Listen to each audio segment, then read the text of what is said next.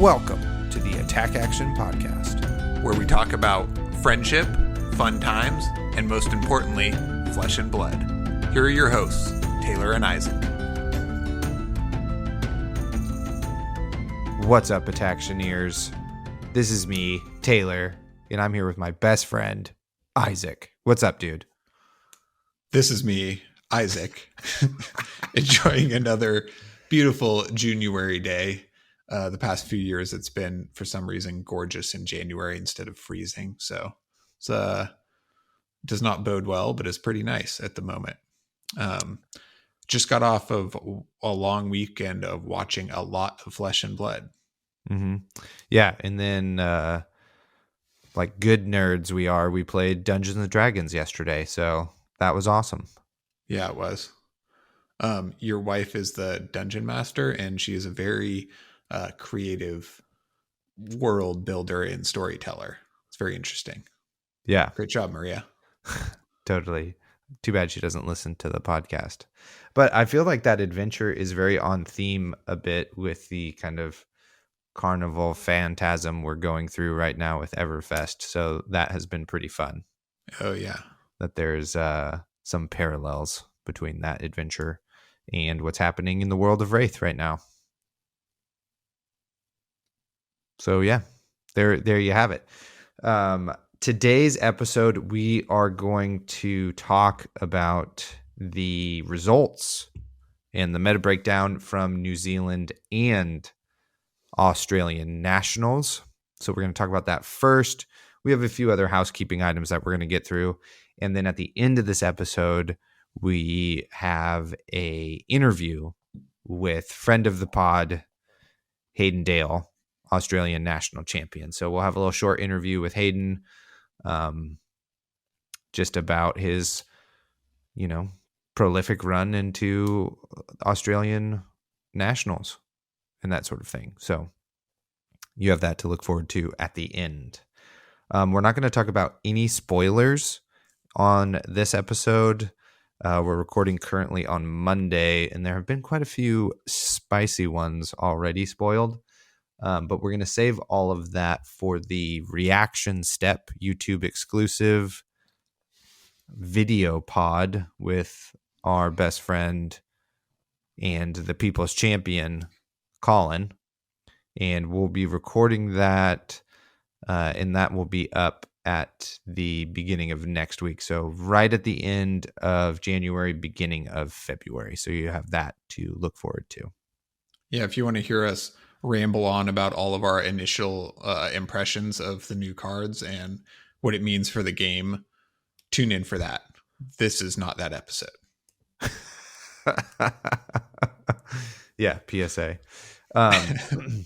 So Isaac, you were just on a myriad of other content creators platforms. Most enjoyably to my ears was you were on the Fresh and Buds podcast with Tommy Fresh, and he had some really nice things to say about you and us. And he explained our podcast as two buddies who are just like having a great conversation, like at a coffee shop, and you like walk into the coffee shop and then you kind of like overhear what they're having to say. And you're like, ooh, they're talking about Flesh and Blood. And then you just get kind of sucked in to our witty and charismatic back and forth banter. So that was just really nice. And I wanted to hug Tommy Fresh. Yeah, really nice guy. It makes a really great podcast. We talked about draft principles, I guess, or kind of rules of thumb or general strategies. So go over and check out Fresh and Buds if you want to hear me talk some more.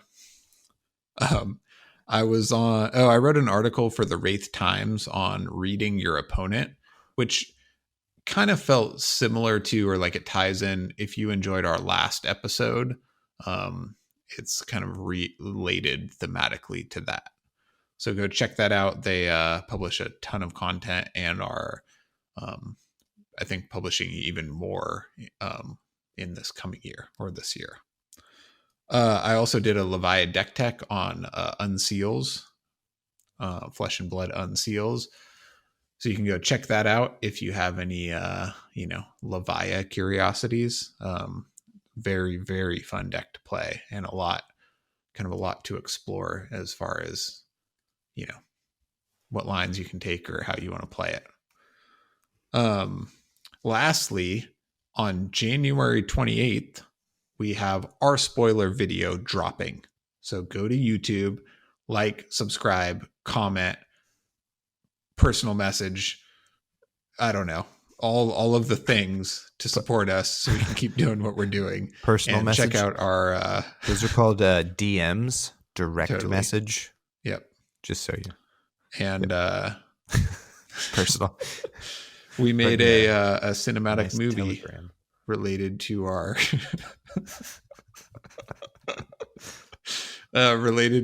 spoiler. So enjoy that.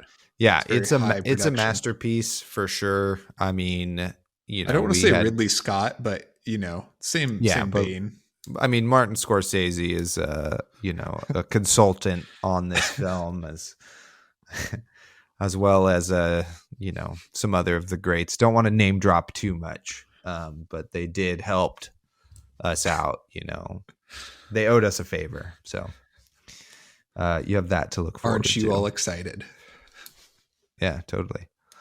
The little teaser I'll give everybody is this is the only thing I have acted in since freshman year of high school when I was in a play about twisted fabled children's stuff, and our production of this spoiler video and my freshman high school play have a similar level of production and props.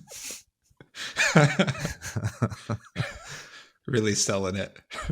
Yeah, totally. So there's the teaser you get for the teaser. Foreplay, it's a good thing. Nice.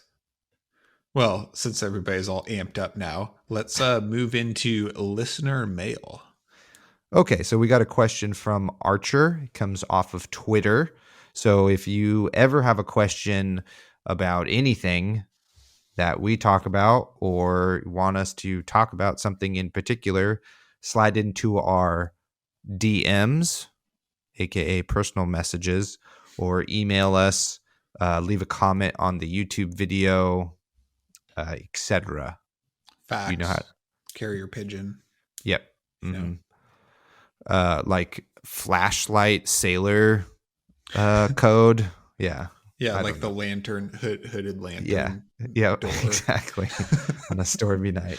Anyway, this comes from Archer. He asks, I would love to hear your thoughts on Viserai heading into the new meta. He targeted the previous meta really well, but I'm curious to hear if you think he's flexible enough to remain relevant. Totally. As our resident Viserai expert, no, I'm just kidding.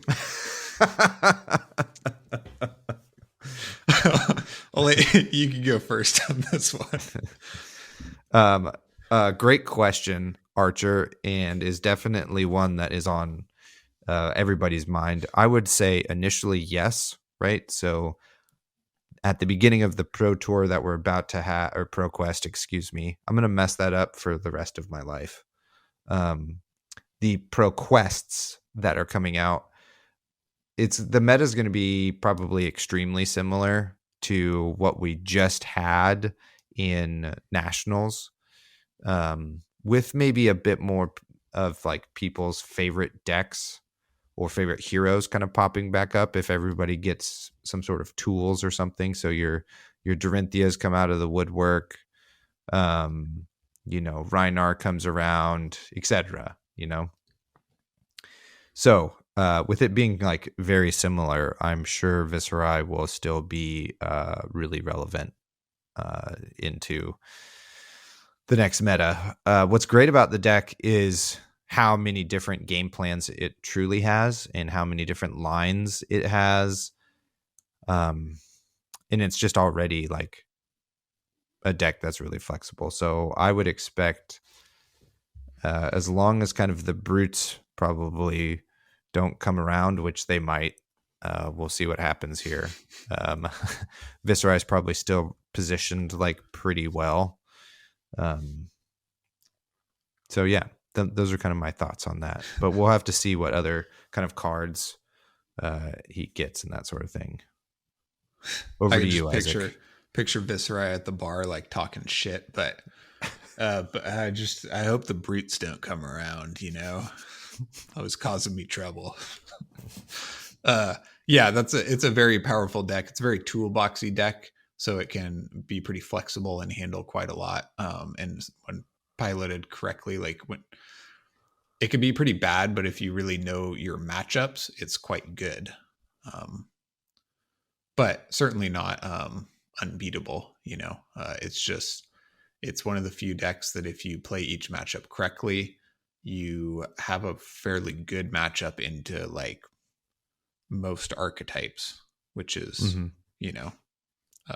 pretty unique, or, it's one of the few decks that does that well. So I expect to see plenty of Viserai with the Rosetta bump too. It's, of course there's Sonata, but between Sonata and Rosetta, it's quite powerful.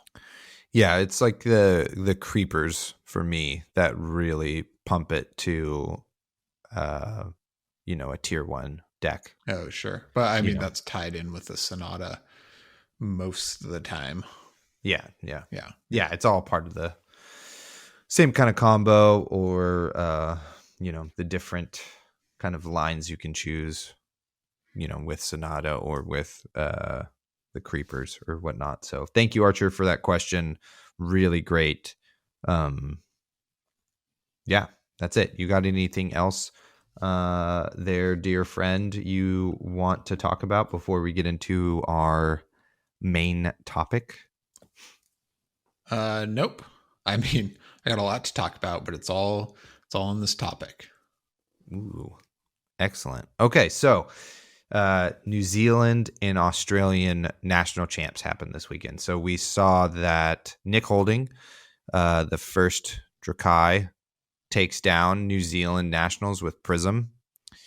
And we see that friend of the pod, Hayden Dale, wins Australian nationals with Viserai. So, Isaac, give me your just overall thoughts about kind of the meta breakdown in both of those nationals. I'm 0 for 2 in my predictions. Okay, Taylor. I get it. You can just make me say it. I'm just kidding. I make predictions potentially on this podcast all the time, and I don't remember any predictions I ever make. Meh, it's just just part of it. We do a lot of talking. It wasn't until you said like, oh yeah, I was wrong in my predictions. I was like, we predicted something? Oh, right. That's what I mean. Like, I just forget every time. Definitely. All right. What was the question? Your thoughts on the meta. Was it what you expected, hoped for, didn't expect, etc. for both New Zealand and Australia? It was pretty much what I expected to a T, right? Like, there were a lot of Briars that showed up, more Channel Mount Heroic style Briars, and also Cheerios Briar, but with maybe like Tom made it to the semis in New Zealand, playing pretty impressively his Channel Mount Heroic Briar list. Is quite powerful. And that last match, he drew his heroics together and his red plunder runs together, which I thought was a bit unfortunate. Maybe, may not have won anyway, but he really showcased what that deck could do throughout the tournament. And then on the flip side, there were just a lot of Guardians, mostly old times, in reaction to Briars. And then, interspersed in there were, some of the other heroes, quite a few Viserais trying to counter them, which is quite a bit harder to pilot, I think. And, it was just pretty much pick Briar because it's super strong, or pick one of these decks that counters it really well, Oldhim or Viserai. Mm-hmm. For me, it was not really what I had expected, but it makes sense, especially for New Zealand nationals. So on day 2, top 24, we have 6 Briars in New Zealand, 5 Prisms, 4 Bravos, 3 Oldheims, 2 Viserais, 2 Chains, and just 2 other heroes. So I can't remember what those 2 other heroes are. I think one of them was Kano. Um, and maybe the other one winds up being Katsu, yeah, or maybe it was Dash. I think it was Dash. Yep, Oh, yeah, right. Yep. yeah. Dash and Katsu over there in New Zealand, and then over in Australia, top 24, we have 8 Briars, 6 Chains, 3 Guardians of the Oldheim variety, 2 Katsus, and 5 other heroes. We don't particularly know what those 5 other heroes are. The kind of coverage of Australia was a little bit tougher, but we do know one of them is Viserai Yep. with Haydendale. So interesting that there's more chains. I mean, it makes sense. It's a pretty good deck in the pre-ban meta. Yeah, definitely. I mean, we saw Michael in the finals of U.S. Nationals really showcasing the power of that deck. Yep. I didn't mention chain, but of course, yeah, there's quite a few chains. A little bit less aggressive on the front end, maybe, but it's just like super powerful all around. So I'm not surprised to see that there. So what was surprising for me is the large number in New Zealand of of Prism, actually. I mean, which makes sense, right? If you're going to see a lot of Guardian, then that's like a really great deck to counter that. But the Briar matchup, from what I hear, is it's pretty abysmal. It's like a really tough matchup. So you have to kind of dodge Briar in those like initial rounds and hopefully after the first draft to get all your best matchups. Yeah, I was also very surprised to see so many prisms. The strength of Oldheim, though, it's really hard to beat Oldheim unless you play some sort of combo deck, and obviously Prism has the best matchup into Oldheim. Mm-hmm. So it does make sense, and it feels like any deck you bring kind of has a weakness, so you kind of just got to pick one. And I was kind of wondering if the structure of the tournament kind of lent itself to these players picking Prism and kind of taking this risk, maybe because you only play 3 games of constructed before you play draft. Yeah. Right? So if you're very confident in your draft ability and you bring Prism, say you try to just get 2-1 in the first 3 games, right? And then you move to draft, maybe 3-0, or maybe you 2-1. But then after that, with a strong enough record, you hopefully will be playing more Oldheims and more Guardians, right? Right. So just because there's only 3 constructed rounds before moving to draft and trying to kind of elevate yourself up into the Oldheim tables, I'm wondering if, that kind of factored into that strategy. I mean, it must, right? Like that's the idea. It's just surprising because I think in our testing group we feel that Viserai is like one of the really strong counters to both Briar and Guardian.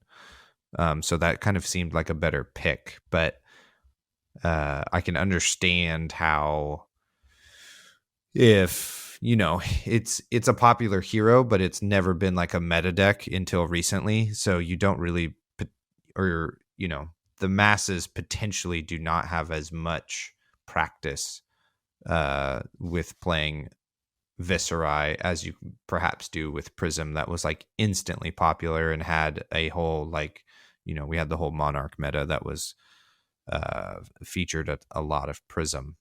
So that, makes more sense to pick that up as a counter and enacting the strategy that you just so eloquently outlined. Yeah, I wonder if they felt more comfortable playing Prism into Bravo than Viserai into Bravo and expected there to be more Bravos, Yeah. you know, or they're just more comfortable on Prism. I mean, it's a very Mm-hmm. strong hero if you can play it well, but doesn't really surmount some of your poor matchups Yeah. like Cheerios Briar. Yeah. But And aggro Bravo specifically, it does get a little dicey into Viserai for sure. So that makes a lot of sense picking up Prism. I was actually really surprised that Matt Rogers was on Oldhim. That just like was really surprising to me after being like a real pioneer for the Viserai deck. Um, to just not assume that people were going to take his idea from Orlando and test and change it and that sort of thing. Uh, Bold and interesting, very interesting. yeah, I wonder if in testing he just had a better matchup, maybe into Briar and maybe in the mirror, you know? Right. Or there was something that because he had a really interesting if you haven't go look up, there's a really good match between Matt Rogers' Oldhim deck and Kale McCreath's Bravo deck that kind of showcases the flexibility of the Matt Rogers Oldhim build, right? Like he has this kind of, it's not very hard for Oldhim to flex defensive with the Crown of Seeds interaction, right? Like if you get CNC'd or using your defense reaction from Arsenal is not efficient or whatever, you can just crown it, which is Mm-hmm. like really, really incredible. It's like a lot more flexible than most decks in terms of being defensive and adapting to the current state of the game. Um, but Matt Rogers found a way to, flex very aggressive with that deck. He ran Sledge in some Mm-hmm. matches and Zealous Belting, Rouse the Ancients, Enlightened Strikes, and really could flex aggressively. And I wonder if that flexibility, just gave him an edge in a couple popular matchups that he just had felt like he had a bit better edge than the Viserai matchup, because as I mean, with enough rune chance, you're probably going to draw pretty well off of Sonata, but Mm-hmm. it is a bit of it's not the most consistent play, right? And Well, it takes a lot more caretaking throughout the course of the game than potentially some other strategies might. yeah, Um, just my kind of thoughts about the Matt Viserai. That's not his last name. It's Oldhim. Uh, on his deck was it seemed because okay, so like if we see round one, he plays against Briar and he just goes, balls to the wall, as they say. Just like throwing Oakenolds out there, smashing around against a Briar, still running the shield, right? And Winter's Wail. But then we see in his match against Tom Penny in the semis that he goes for a much more control strategy.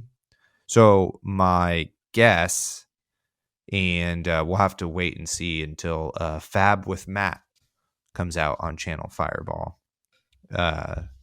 But that he needed some gas in the deck to get himself through Swiss, right, and not go to time. So, with part of the Nationals being draft, and hopefully, and I assume Matt, was thinking that he would do really well in draft. That like, if he's going to end up against Briar or some other matchups where he can flex this aggro package, that he's going to do that to make sure he doesn't go to time. That's my guess, right. which I feel pretty confident in the in that being the strategy. And I would imagine that he did not expect to see Prism as much as was there, and especially not in top 8 or the finals, probably because of the Briar matchup. So, I mean, I'm just speculating, but I would imagine that he was a bit surprised. Because I mean, he knows that that's a bad matchup for him, but he Right. took Oldhim instead of Viserai, Right. And ran into Prism. Yeah. And you can see how, like, when he plays Tom Penny in the semis, how much more kind of in control of winning that matchup he is as Oldhim, right? And we very much know Matt Rogers likes to be efficient and, strict about some things, and is not a man of chances. Calculated. What do they call him? The methodical Matt Rogers or Right. whatever, So that could be a reason for bringing Oldhim as well.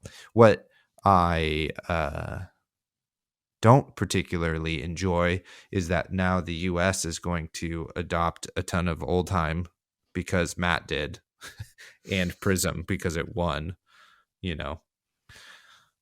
So Well, we have that to deal with. if everybody is adopting Oldhim, then anybody that brings Prism is just going to have a field day, right? Which I expect to see some of both. But it seems that in this meta, it's like everybody has a bad matchup, right? Like if you play Briar, it's tough into Oldhim. If you play Oldhim, it's tough into Prism. If you play Prism, it's tough into Briar. And you can intersplice a bunch more heroes into that little rock, paper, scissors dynamic. Yeah, definitely. I don't really have any extra thoughts about Australian nationals in the top 24, just because the 2 Katsus is just bananas.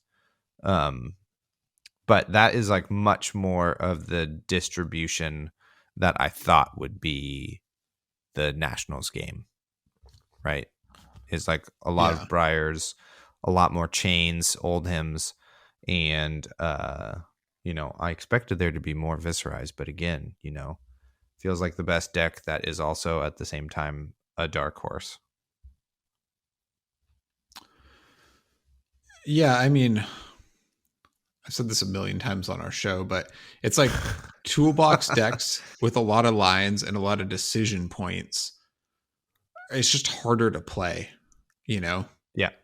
And you're going to make more mistakes over the course of a tournament. And it doesn't mean you can't win, right? Like Hayden piloted it great and probably made a couple mistakes and, won the tournament. Fairly handily. He was well prepared and didn't no problem. So I'm not saying you can't. It's just like piloting Oldhim or piloting like a hyper aggro deck is just like so relaxing compared to piloting. I don't play Viserai, so I can't speak for that, but just like a deck where you just have tough decision points on every turn. Yeah. So I think that partly factors into it. It's like, what am I just going to be consistently good with? And it's, I think for some people bringing like a defensive Oldhim is kind of, you might kind of lean towards that. Yeah. Which I fully understand. I had like another little great point here about something in the meta, and I should have just written it down, but then I got captivated by your dulcet tones. So we'll circle back to it. Yeah. I was really impressed with the Prism play.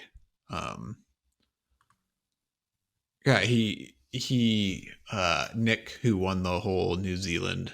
Mm-hmm. I mean, he's probably just having a field day because he's playing Guardians, right? But yeah, he won 40-0 in the semis or quarters. I don't remember. I have it written down, but it doesn't matter. And then playing into Matt Rogers, there is a moment where you think Matt may be able to take it or like claw his way back, but then it just slips away again, and he's like pretty thoroughly beaten. I mean, it's like a pretty tough matchup. But that Prism deck is like deep control.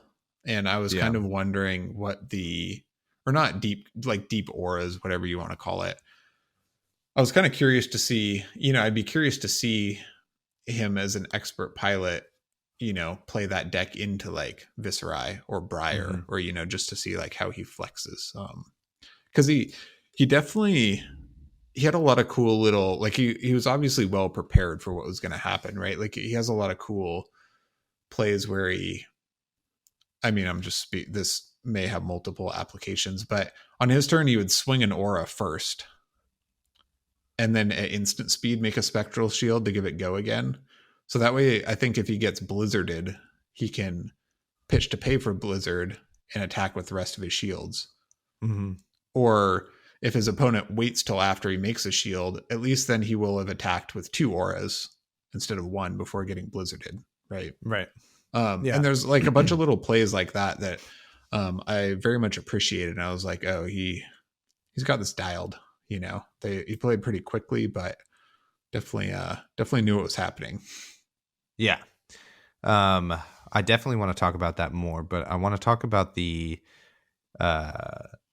oh yeah, I remember what I was going to say. But I want to talk about the top 8 hero distribution before we get into the championship games themselves. Sure. What's your hot take? What's your hotness? Oh yeah, well, so let's talk about it. Let's talk about these first. So in Australia, top 8, we have 1 Viserai. We have 3 Briars, 2 Chains, a Katsu, and an Old Heme. Yep. Right. So kind of what we would think about, except for this Katsu.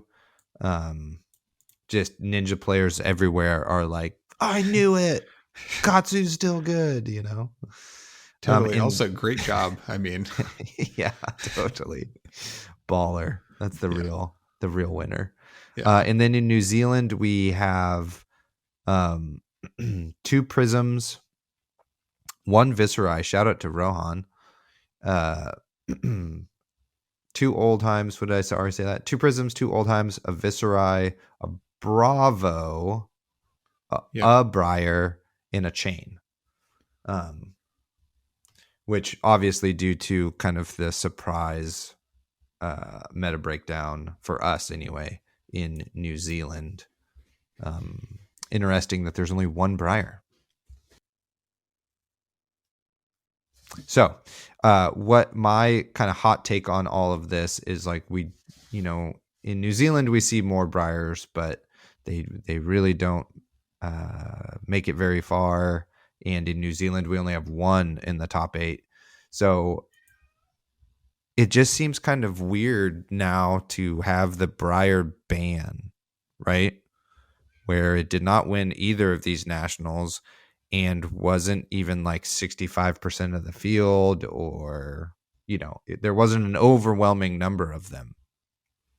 Right. So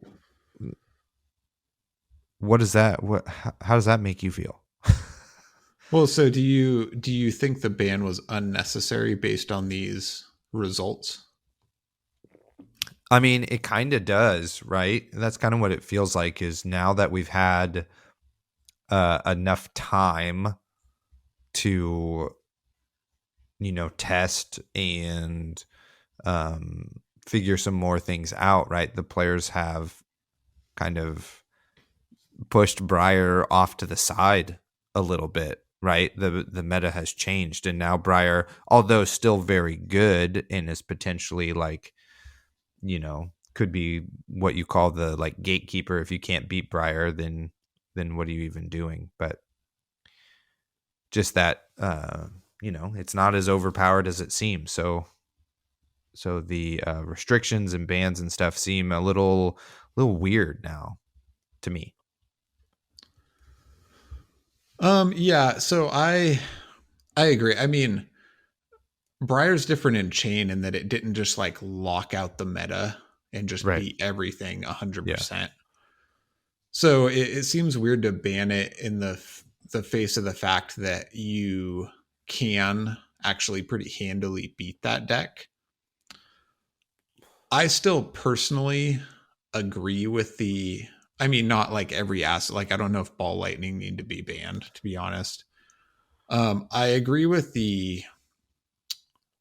I do agree with the ban though, just because although Briar wasn't like broken to the point like Chain was in that way, it made the game um uninteractive and unfun and impossible to play for like almost every hero, almost every deck, right? So the fact that you can beat it with Oldhim, Viscerai, and Chain means it's, and Ice Lexi, but that's a nightmare into Oldhim. Means that it's like fairly balanced, but it like completely locked out every, other aggressive or almost every mid-range deck that's out there. You know what I mean? Does that Yeah. make sense? Like Yeah, it totally. just I it was an yeah, uninteractive, unfun yeah, experience for 97% of decks, you know? right. And so you could say like, well, Oldhim's really good and only a handful of decks beat it, but Oldhim is like so far unexplored or, less explored. And you could say that like uh Reinar, Levia, Viscerai, Kano, Sabres Bolton, like quite a few decks have a combo archetype that they can flex to that in theory beats Oldhim. So I feel like that's like a little bit less oppressive than, you know, the way Briar just made the game so you weren't playing the game anymore. Yeah, I mean, so I don't mind, I think that the limitation to the earth tokens is great. I think that totally needed to happen. Um but like you said, the uh ball lightning ban seems a little weird. But so my one of my points here is that, like, how many decks do we really need to be viable for the mob or LSS to be happy, because now that it's not Briar, it's like one of these other decks. And, you know, then we'll have to figure out a strategy to beat Oldheim or Prism. And then that'll move away. And then that puts something else in its place, right? And there's, like you said, always stuff has like a weakness. So, how many decks do we need to be viable in the meta for us to be happy? Like, we're about to start a new ProQuest, and there's, a top deck is going to emerge. And are we going to call for bans and restrictions for whoever winds up winning the majority of places, or, the majority of those ProQuests? Or are we finally going to be like, okay, the game's really healthy? Because to me, after seeing New Zealand and Australia, it feels like, things are pretty okay. But I do understand that, the the gatekeeping aspect that Briar then presents, right? Like my friend Thomas, shout out to Thomas, calls it kind of the fun police, right? You can't get too cute because there will be a Briar and they just slap you around, Yeah. So Um, I don't know. I hear you, and that's a very good point. Um, which made me think of, I guess my hope is that, LSS. So there's a difference between a healthy competitive meta and a healthy game, right? That people Mhm. play at armories for fun, So even like pre Briar ban, you could say that the game had a very healthy competitive meta because you could play Ice Lexi, Briar, Oldhim, Viscerai, maybe Bravo, and they all kind of countered each other to some degree. But so yeah, it was like the dream of a competitive meta where it's kind of a rock, paper, scissors situation and you have to, Mm-hmm. you know, Right. um, navigate that well, which is awesome. But Yeah. I would just argue that for most players, you know, at the like armory level, Briar just, like I said, made the game unplayable. So I think that, I mean, I don't know, but I would imagine that was part of the factor in the Briar ban, Mm. Yeah. I you think, know. that's a great extra point because the majority of players are casual level players, and we hear it all the time in our Discord, like Blitz Armory, right? Like, etc. Um, so my point being that like armories aren't reflections of the national competitive scene or Road to Nationals or the Pro Quest and stuff. And so you have a really good point. My follow up question to that, and we did talk about this briefly on not me and you, but me and some other friends of the pod on Twitter Spaces about the, uh, you know, com- no, not the competitive, the casual viability of Flesh and Blood, and how there really isn't a particular format or something that's like really good for new players and casual level players in the game currently, right? Like, I think Blitz is supposed to fill that role, but then you just like show up with Kano,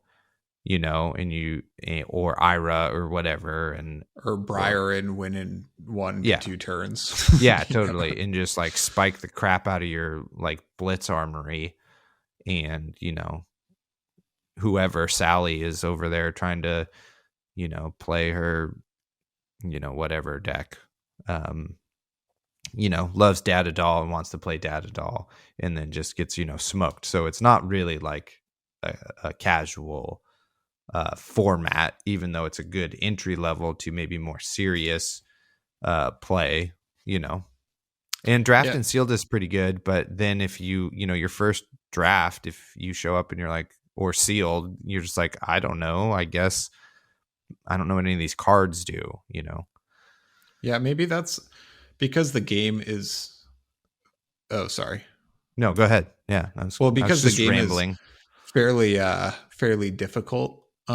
Maybe the problem is, right, like going to an armory like draft or whatever with experienced players and trying to break in as a new player is maybe kind of difficult, and like maybe that's where the problem lies, because I think that playing this game in limited is like a good new player format if you're playing with, Yeah. similarly skilled players, as well as Blitz if you're playing to learn the game. But to me, Blitz is like, and has always been, the most broken format. So once you like know how to play and want to play regularly or like try to win your armory, then it's just like a terrible format for that. And then, so for me, this game has always been like, even constructed, has been fairly new player friendly. So like throughout Welcome to Wraith and Arcane Rising, you could kind of play the hero you wanted and you could have a chance at winning and you could get good with that hero. Mm-hmm. And you would always play an interactive game and compete and have fun, you know. Right. Um, Chain changed that a bit, and now with Briar, and maybe the power level of the sets has like gone up a bit, or maybe with those characters that needed adjustment, whatever combination of those things that's happened, post Monarch compared to pre Monarch. I think, to your point, the game has become a lot less beginner friendly just in terms of breaking into it. Mm-hmm. I think that is a very interesting point. Um, because like breaking into it in the Crucible meta is like, yeah, you're going to get stomped for a while, but then you can learn and you can play.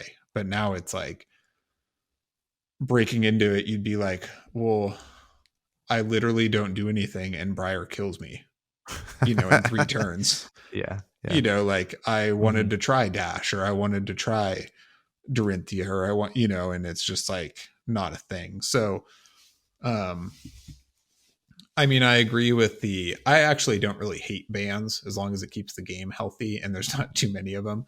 But the other hope, right, is that Everfest and then maybe the next set, but Everfest would kind of hopefully even things out a bit, and maybe, you know, maybe just be a little more available for, players Yeah. to play. Yeah. And I fully want to believe in, I think you have a lot of good points. First off, um, I think discussing our, me and you haven't actually talked about this and all of these different points and stuff, but getting our discussions out over the pod is like so much more civil for me and you. So we should continue to voice any disagreements we may have on the podcast in the future. So maybe we'll add an extra therapy segment. Sure. Oh crap! Now I've gone off on a tangent and I forget. Oh, so yeah, I fully believe in the dream of like I'm just the best person in the Western United States at Kano, and it's always kind of viable. Like I think everybody wants to be a Kale McCreath, right? Where you're just like an expert, good in every meta with your hero, etc.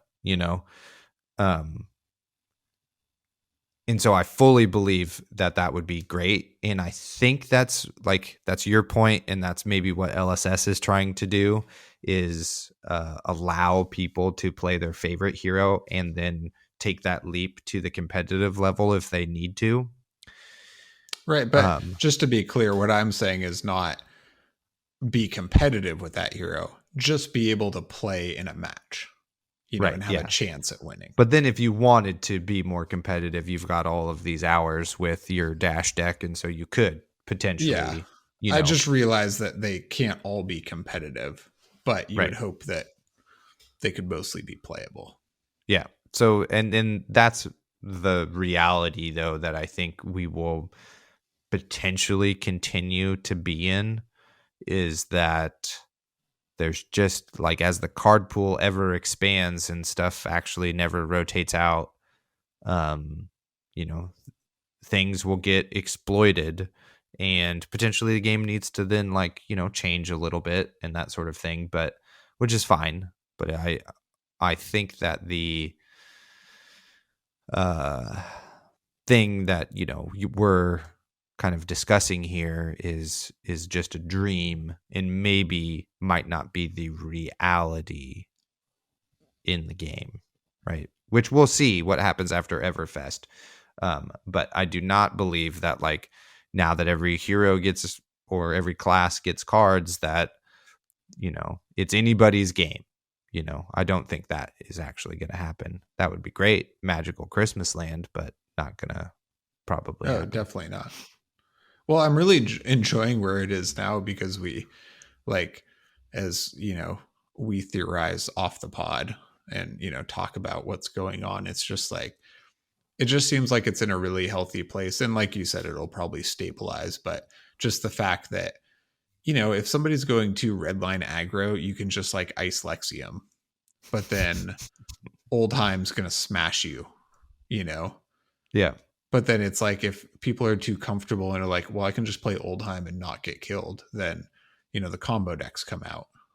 But then, if too many people are on Rhinar, then going Briar, aggro Briar is, so at the moment it seems really, really great, to be honest. Yeah, totally. And except for a few heroes, like Azalea, that are still kind of left behind, it just feels like removing Briar out of that oppressively aggro slot has really opened things up to be able to, like I said, this rock, paper, scissors dynamic will hopefully just ebb and flow, and it'll be really interesting picking a deck to go play wherever you're gonna play. Yeah, definitely. What's your take on the strengths in this meta, right? Who would you pick to go play in a a tournament, or like, do you think the control decks are kind of the most powerful now, or what do you think? What are we looking at going forward? Oh, nice. Yeah, we kind of have gone on kind of a long tangent here, huh? Just, but I mean, I'm picking Viserai. It's my favorite hero since day one. I and I'm sure I'll mention this in our interview with Hayden. I can still clearly remember playing Sealed for the first time and being like, "Whoa, this attack attacks for 9. I'm gonna play this hero. This seems like a really good card."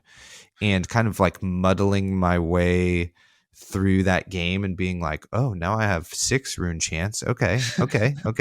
And then getting like a 3 more somehow and being like, oh wow, I could do this. All right. And then just attacking for 9 and 9 with ninth blade and 9 rune chance was an incredible feeling to have. And then to now have that deck be where you think it's going to, have always dreamt it to be, is just amazing. So I would pick Viserai due to its flexibility and how well Fun it plays appeal. up. Yeah, totally. And it's like hella fun to play. I mean, we'll see after we get done with like spoiler season and maybe it's still good, and then I have to play it in like 12 rounds of Swiss in one day at like a 50-person event or some shit, and then I'll be like, fuck this, I just want to play Oldheim and just like relaxingly crown away cards and block damage and, just do my Zen garden thing. Yeah, totally. Yeah, for 4 Frosthammer, oh, shield, yeah. What about you? And then let's talk maybe briefly about the national championship games before we get out of here and stuff, and maybe a few more things. But so I've been looking at Lexi a bit. It's just like such a tough match into Oldhim, and I expect the Oldhims to go down just because you like auto lose to Viserai and Prism, and if Reinar comes out, you know what I mean? Like, I don't think Oldhim will sustainably stay as popular as it is in my head. But we're always wrong though, dude. Like, totally. We'll see. There's a ton, like, people in America love New Zealand, and they're just gonna go, sweet, Prism and Oldheim, and there's just gonna be Prism and Oldheims at week 1 ProQuest. Guaranteed. If you watch those games, man, Prism and Oldheim was a hard second. Dude, I mean, we were talking. Remember, Road to Nats were like, stop playing control into chain. It like does not work. Yeah. And then everybody kept doing it. To me. And then we were just like, okay, I'll just keep going undefeated against control. Yeah. So fair enough. No, that's on you, everybody. And people, I mean, Oldheim's really strong. Don't get me wrong. And people love Guardian, and I think that it has a healthy place and can win a lot of matchups. I just mean, I don't think it will be the, most prevalent hero just because of its like hard weaknesses into combo decks. But so yeah, I've been looking at Lexi a bit, and I can't help, just always in my head, Levia has the tools to tackle aggro. Like, I'll race aggro ninja, or she has the tools to like beat Oldheim. You just have to play really well. I think better than I can play, maybe. So I can't help it. I always like look back into Levia, like everything's here. All the tools are here. You just have to be better. And that's what I tell you constantly, is just be better. And you get mad at me, but see, full circle. I know what I'm talking about. It's just not good advice because I can't then be better. Well, not with that attitude. Fair enough. Touche.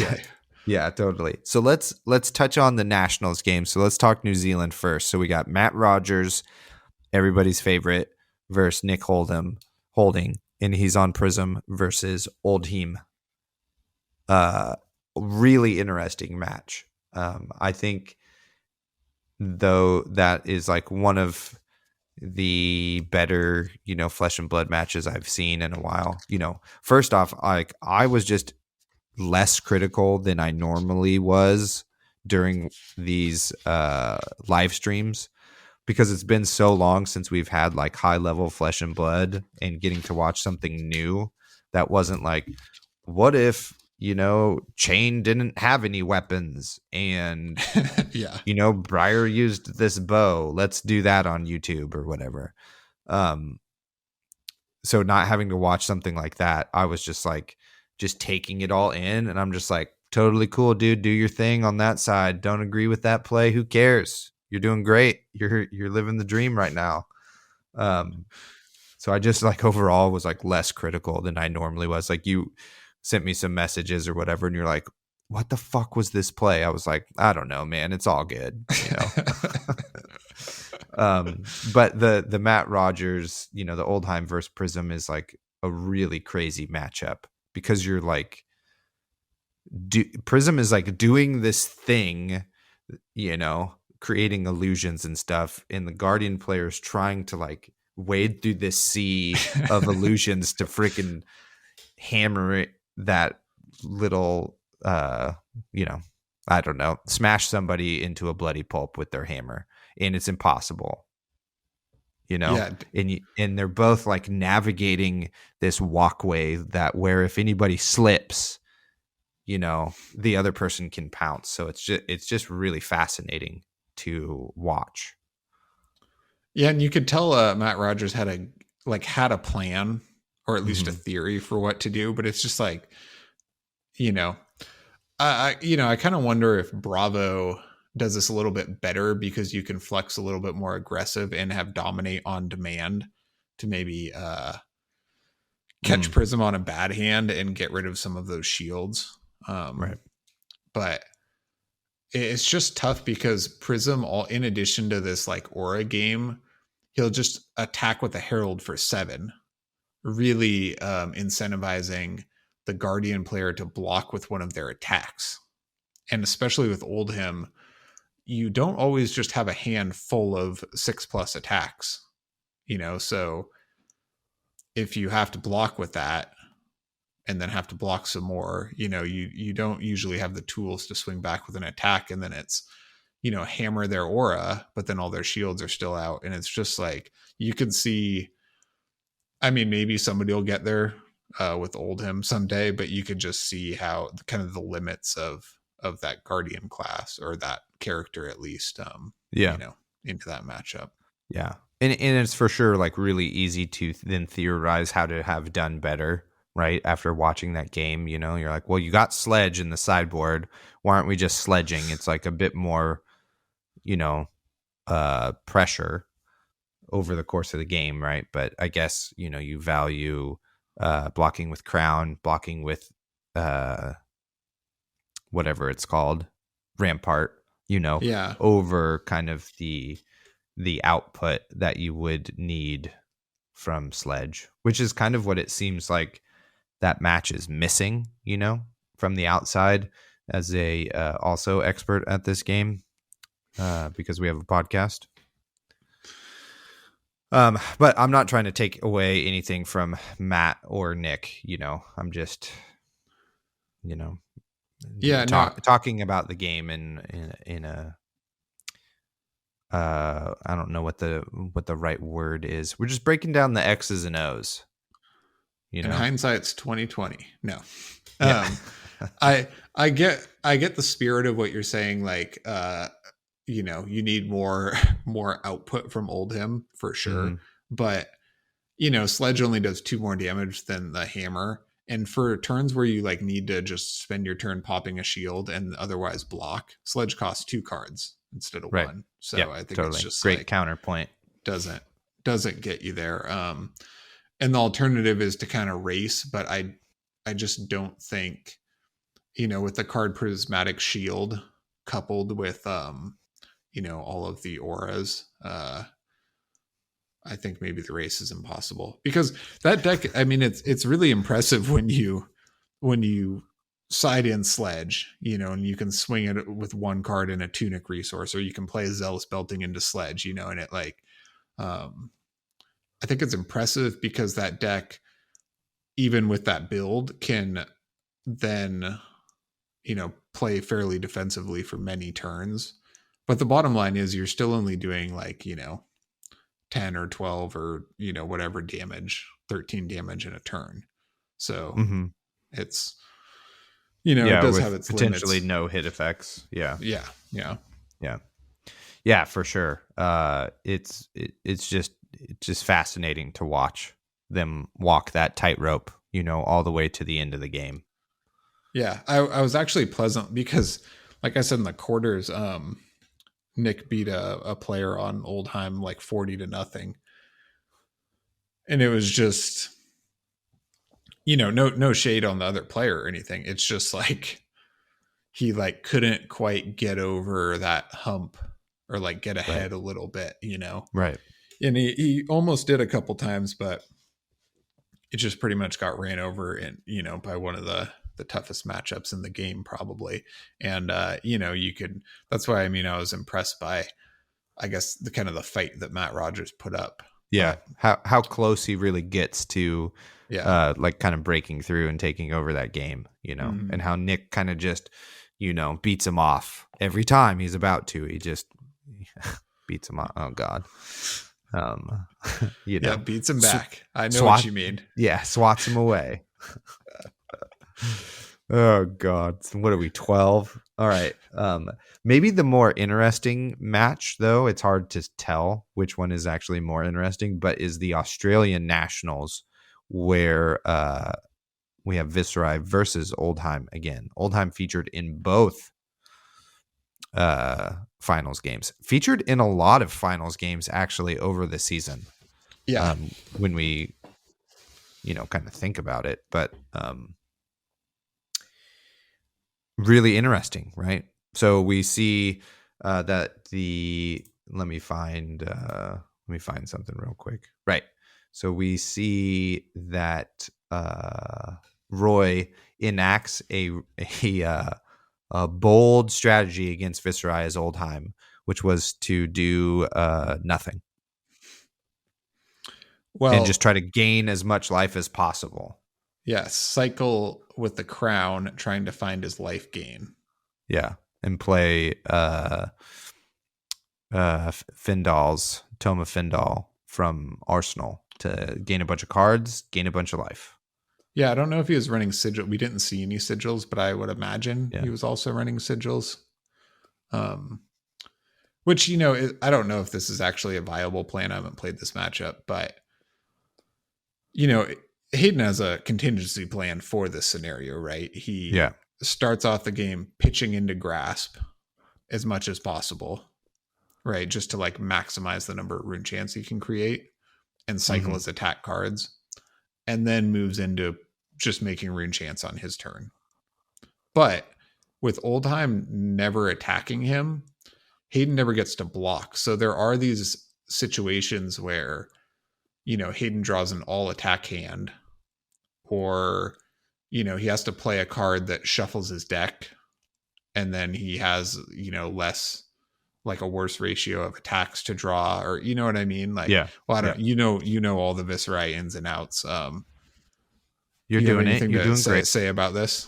Well, yeah, I mean, that's like, now Hayden is basically playing himself in that matchup, and he's trying not to mess up, right? Like, don't play out too many non-attack actions, right? It all starts with the sideboard. Obviously, like, you have to have an overwhelming number of non-attack actions to attacks, so you can continue to cycle your hand and have things, to pay for and that sort of thing. But that's the dance, right? Is that you can't get rid of too many non-attacks and screw up your ratio, so that when you Sonata, you only get like 1 or 2 cards, right? And it still was like a little dicey off of 30 rune chance, anyway. Or He however did. many he had. He didn't hit a perfect split, but he hit some really good cards for it. You Yeah, know what I totally. mean? Totally. Yeah. So Roy's just saying there like, okay, I believe you cannot kill me with your OTK strategy. And, Hayden was like, okay, cool. And you could see how practiced he was, right? Hayden played like lightning fast and knew exactly what to do, what card to arsenal, plays blood barrier so he can have things to pay for and create even more rune chance, and then has his Sonata turn, and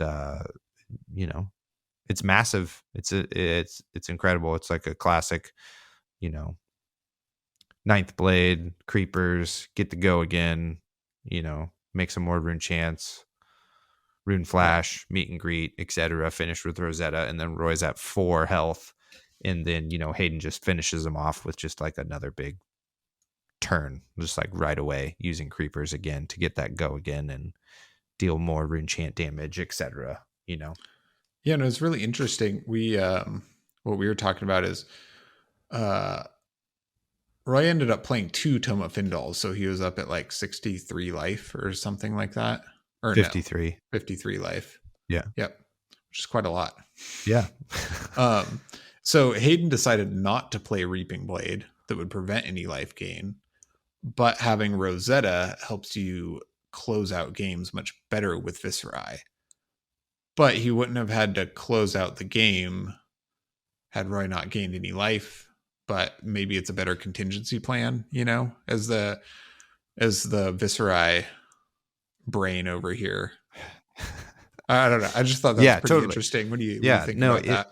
I mean, it's like this is maybe an edge case scenario, where you would maybe want Reaping Blade, and it's maybe not worth it because on your, just how it happens, right? Like you don't kill Oldheim, so you need a way to kill Oldheim in the Mm-hmm. subsequent turns, right? And Rosetta does that. So if you can get to Rosetta, they leak more damage, or it's 2 damage that they just can't block, and it wins you the game and that sort of thing. So even though like Roy potentially is going to get 53 health, it's like with Rosetta we're still going to get there, Yeah. for sure. And having been in not the same but similar situation, running Reaping Blade during testing and then being like 1 damage short basically to winning the game and having to play a few more turns, like leaves it up to stuff you don't want it to be left up to. You want that extra 1 damage so you can, which matters, so you can Yeah. finish out the game for sure. Well, that's the real strength of Oldheim, right? Is that, I mean, that deck with an arsenal blocks for 14 damage a turn, or maybe 15 if you're also doing rune chant damage. So you block for 15 in a turn, and then you have to take an off turn to get your arsenal back. So maybe it's like 15, 12, 15, 12. But it's just so hard to, deal more damage than that for a lot of your turns. You know what I mean? So I can see the difficulty that you face when you're like, oh, well, if I don't get him with the Sonata play, I have to be able to, Yeah. do over 12 or 15 a turn, which is, a bit of a tall order, especially when if you take too much of a turn off to, set up a bit too much or get a little too cute, then Oldheim can also like Oakenold pummel you. Yeah, totally. So yeah, yeah. 100%. I mean, it's the right call, I think, and me and Hayden were talking about it, like, because we were, testing separately, me less to the serious degree that he is for the national championship. But it was like, we talked about Reaping Blade in the deck and, how it's like the first thing you want to cut. You're like, I actually don't really need this, we'll be fine just without it. So. Gotcha. Yeah. Anyway. Go one ahead. Last thing that I thought was interesting was I did not see, or I did not anticipate how many prisms would be there. But in that same vein, there were a number of dashes.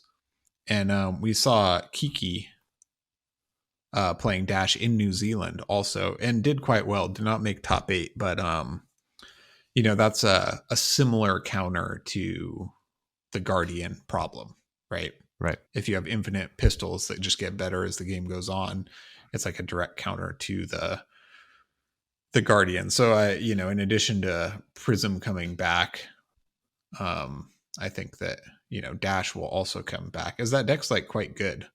It's just, with the Briar. And again, hopefully it's not like a Briar nerf. I still think Briar could be very good. They didn't. Oh yeah, totally. It still is, you right? didn't totally Yeah. get rid of that deck. Yeah. You can Yeah, still it's not be gone. more heroic. You can, so Yeah. hopefully with the slight Briar nerf, Prism and Dash maybe have a bad matchup, but you can still play those heroes. And yeah, I do expect to see more Dashes. That's another character players love, and plays well into the oppressive guardians that we've been seeing. Yeah, totally does. Well, I think that's about it. I don't have any other notes. I freaking love Flesh and Blood. I'll tell you what, it's spoiler season right now, and first thing I did when I woke up in the morning was grab my phone, roll over, with one eyeball, just having woken up. Like it's like too bright. What spoilers did we get? Oh, sick. It's just a really fun time. Yeah, I had a dream that we got a bow that's pay 1, load your bow. You may do this 3 times in a turn. After you fire an arrow, gain resources equal to the number of arrows you fired this turn. So even in my sleep, my brain is just not turned off and thinking about like, what are the possibilities, Yeah, totally. Yeah, like last night maniac. I just need to relax. It's so hard. Last night at testing, we didn't play that many, our normal amount of games, because it just wound up like some spoilers came out, and then we just started talking.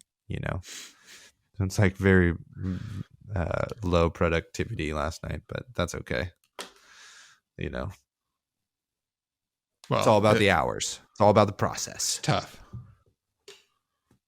Yeah. Okay.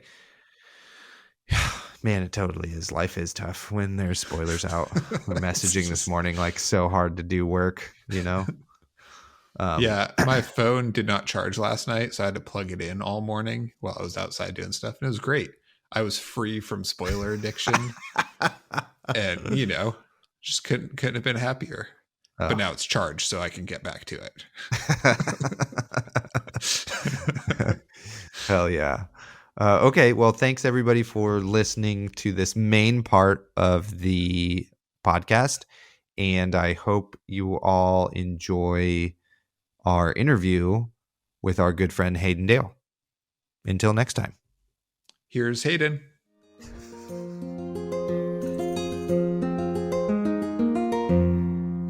Okay, we're here with Australian national champ Hayden Danceman Dale. What's up, Hayden? Hey guys, how are you? Thanks for having me on. It's good to chat again. Not that we don't chat often, to be honest, but it's nice to chat on air. Yeah, exactly. So you now join the pantheon of return guests. So you're up there with Colin, the People's Champ, and you're our second national champion up there with Yuki Lee Bender. So pretty prestigious group of folks that you have now joined. So I hope that feels pretty crazy good for you. Yeah, I feel very privileged to be in that group. I want to counter. If you guys can have a counter of, I want to get to like the 5-time club at some point as well. Oh, no problem. From our first interview, I was trying to snipe you from Arsenal Pass. So anytime you want to become a permanent member, you just let me know. All right, I'll let you know. I'll wear the Battle Bro t-shirt. Yeah, I think having you on is probably excellent clickbait as well. So, just feel free to stop by whenever. Yeah. And just noted for you and the listeners, I did not offer the same thing to Brendan when we had him on. So just, if we're keeping score, and if Brendan's listening, just know he's got to do a bit more work to win us over.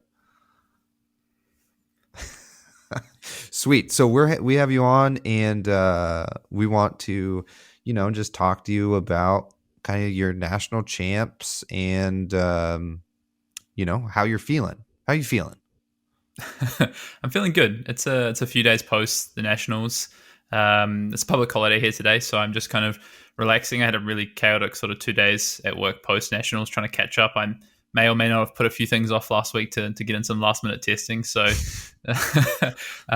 so just catching up on things. But no, it's been good. It's been kind of surreal just to reflect on it, and there's been a lot of kind messages from friends and our community, and it's really nice and great to have, and just also to take my own time to kind of reflect on it has been good. Kind of been doing that a little bit this morning, so yeah, it's I'm feeling good. Of course, you can't not feel good. Yeah, all of the expectations there for that one. So yeah, we're extremely proud. I think I sent you a message afterwards, after I gave you a lot of like, fuck yeah, hell yeah, dude. I told you I almost cried when when you won. I was so invested in that match. It was crazy. It was really fun. I got nice messages from both of you. So thank you both for also your messages during the event as well. So yeah, and of course thank you to Isaac. Isaac actually helped me jam some games into Lexi to sort of finalize my testing over the past 2 weeks as well. So that's been a big help. Yeah, no problem. Don't tell the other Lexi players though. They might be upset with me. Keep it under wraps. Yeah, totally. Yeah, well, you always send me like, you're always like, oh yeah, let me know how you're doing at, even just the road to Nats. And I'm like, okay, I'm doing like this. And you always coach me up a little bit. So I was trying to pay it forward, like, thank you. You got this. You can do it, one game at a time, etc. So, yeah. So just appreciate you. So we have a few, just to help us get going here, we have a few questions from folks in our sphere, things that they want to know that we're just going to fire off at you and get the juices flowing. Sounds good. So friend of the pod and friend of ours personally in real life also, Zane asks, so what deck did you least want to sit across from during Nationals? Oh, easy. Prism. I really did not want to play against Prism, and it probably would have been after having a few games with Isaac here. Lightning Lexi, I did not want to play against either, although I thought that deck probably wouldn't really show up. But Prism I thought might show up, and I really was hoping to dodge Prism. Unfortunately, I didn't. I played it in round 2, but I managed to draw reasonably well, and you can win the matchup. So yeah, I was able to, luckily. But it's definitely a matchup I wanted to avoid, and I managed to avoid it after that, thankfully. Do you combo or tempo that matchup? Tempo. Yeah, just basically I got to, if I can, I want to set up like a 5 to 8 sort of rune chant turn, if I can, which I was able to set up, I think, a 5 rune chant turn, which I then turned into like a Skalada into Ninth Blade, into Rattlebones, I think a Meet and Greet or something. So I was able to do like a 26 damage turn with the Skalada. And that's kind of really key to winning that matchup, because if they get too far ahead with auras and shields and things like that, that combined with the heralds, they just you can't really race them unless they kind of get the side of the deck that's all auras, or you can maybe set up a combo if they draw all heralds, for instance. And he didn't see many auras earlier, which was nice for me, or he couldn't play them. So yeah. Nice. Yeah. So, on just kind of in that same vein, you're kind of the only I guess Matt Rogers too, right? But you were at Orlando during our Nationals, and you've now been to your country of residences, adoption, Nationals. Yeah, in Australia. So what's the vibe like in Australia versus the US and stuff? I mean, obviously the numbers are way different, but what's going on?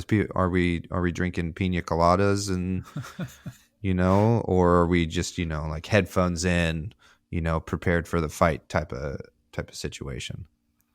It's do you know what, I got asked at Orlando, the coverage team like grabbed me for a quick chat, and the question they asked me was, I reckon, the most difficult question. They said, what's the difference between the communities and the competition like? And it's such a hard question to answer, because even if you have an opinion on it, it's not one you really want to share, right? Right. But in all honesty, when I went to Orlando, I was surprised by the level of competition. I knew people were getting better, but like just the average level of player was way higher than maybe I thought it would be, with especially being so new to a lot of players. But there was quite a few players who were maybe seasoned TCG players who had picked the game up recently, and were just good at the game. I mean, and you can see that in Michael Hamilton, who won the Orlando Calling, who I played in, I think, round 5 or 6 or something, had only been playing the game a short while. One calling top 8 and then a second calling top 8 and a win. You've got players like that. So in terms of like comparing it to Australia from like a competitive standpoint, I think it's pretty similar. There's a handful of really, really good players. Then there's quite a few quite decent players, that are competitive and do well, and you could expect to top 8 at nationals, for instance, or a calling. And then you've also got, just from a community side, I think it's so far, I've been in New Zealand for an event, I've been in Australia, I've been in the US, everyone's just super passionate about the game. And that kind of translates across. And I think you can see that when you look on Facebook, Discord, wherever it might be, you kind of see that, and it's the same in person as well. So I think, to be honest, my experience in terms of like the event itself was both fantastic in Orlando and the Australian Nationals. I had such a good time because all my opponents were there to play a game that they love. They're all really nice, to be honest. I didn't encounter anyone that wasn't, and the competition was also at a pretty high level as well.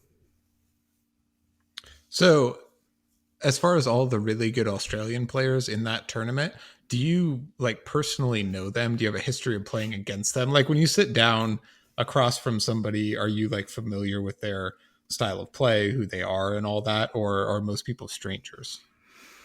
Yeah, it's a good question. I think in Australia right now, not really, because we haven't had many events, to be honest. So, maybe in the US, say you played all of the callings this season, by the time you get to the last calling, you might be aware of certain groups of players or players that have been performing well, how they play, their maybe, like you say, play style, or you might have played them before.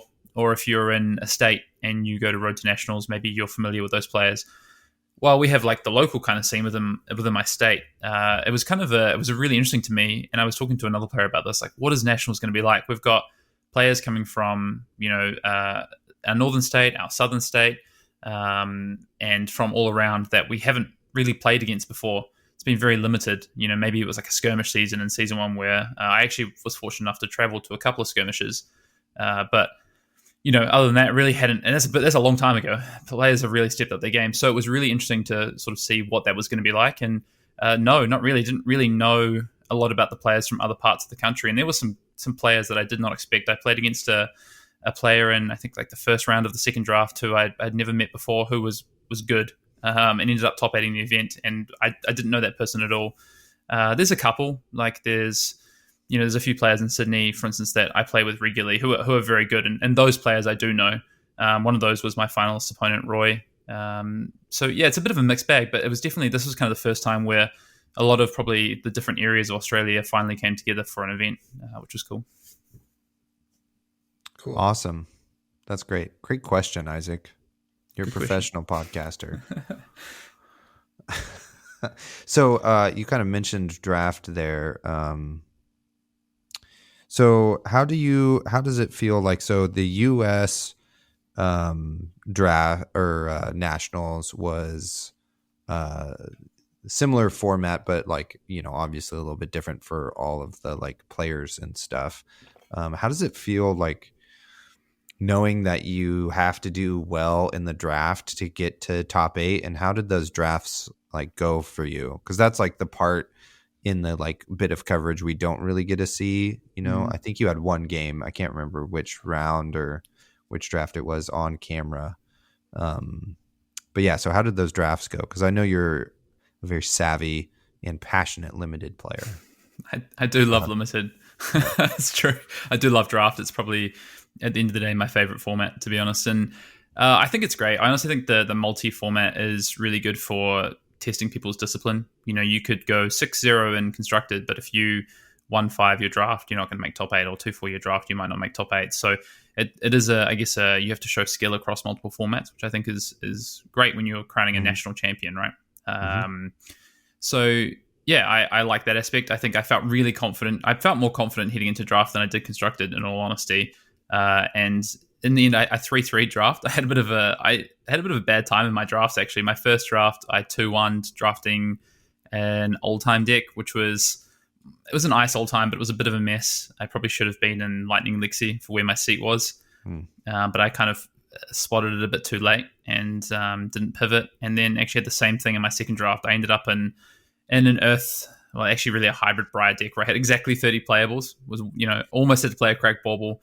Had a bit of a bad time in that draft as well. And again, I just identified a bit too late. I think to be honest, just a little bit of pressure. I think I just kind of felt like I needed to commit to my seat a little bit earlier than I normally would. And a lot of my testing actually went out the window, which was not good.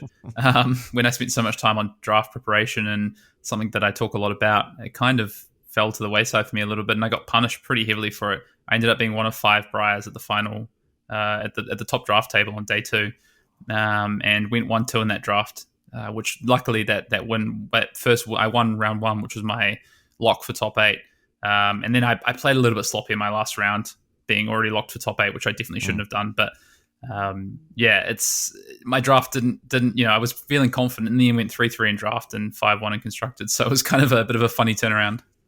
Oh, I didn't know you were X and 4. I was, yeah. I was I think the highest of the X and 4s though, because I was X2 at the end of day 2, and then I won my first round on day 1. So I was I was 8-2, and that was basically a lock for top 8, and then lost my last 2 rounds and finished 6th seed. Yeah. Yeah, it's really easy to second guess yourself drafting, right? And then to wonder like, wait, would I normally make this decision? Am I second guessing myself right now? Like just sticking to your fundamentals is a bit tough because you're like, wait, is this risky? Is this what I should do or would normally do? It's just hard to make that decision in the moment because you've never been in that moment before with that exact set of cards and that exact set of, like things you've passed and all that. It's like very fluid and hard to keep it together. Yeah, I think the set of players as well. I think that was one thing that kind of maybe threw me off a little bit, is that there were players at my draft tables that I had never drafted with before. Whereas usually if I'm in the local sort of group of testing that people get together for drafting, or at a local event, I've probably drafted with those players a few times, and maybe there's some influence vice versa between card values. And I think there were some cards that people valued a lot lower than I did at our draft table, and there were some cards that people valued a lot higher than I would at our draft table.